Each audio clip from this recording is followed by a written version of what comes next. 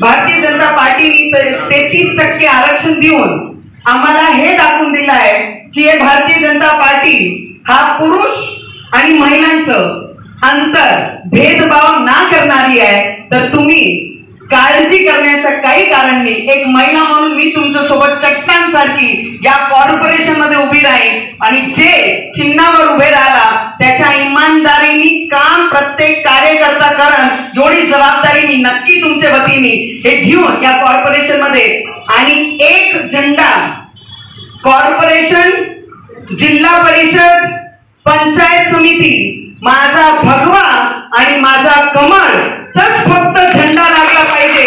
ती जबाबदारी आपण सगळे कार्यकर्त्यांनी घेऊन चालले पाहिजे। कार्यकर्ता म्हणून देवेंद्र फडणवीसजींची कार्यकर्ता म्हणून नरेंद्र मोदीजींची, अमित शहाजींचे विचार घेऊन या क्षेत्रामध्ये काम करत आहे। जर तिथे पाकिस्तान सारखा एक क्षेत्र पडला है तो उनको भी दिखाना है कि हिंदुस्तान अभी भी भगवा लेके खड़ा है और हर भगवा झंडा ये हमारे कॉर्पोरेशन में, हमारे पंचायत समिति में और जिल्हा परिषद में लगना चाहिए।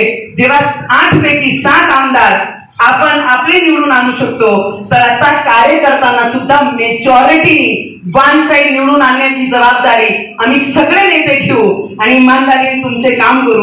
एवढंच मी तुम्हाला सगळ्यांना सांगते।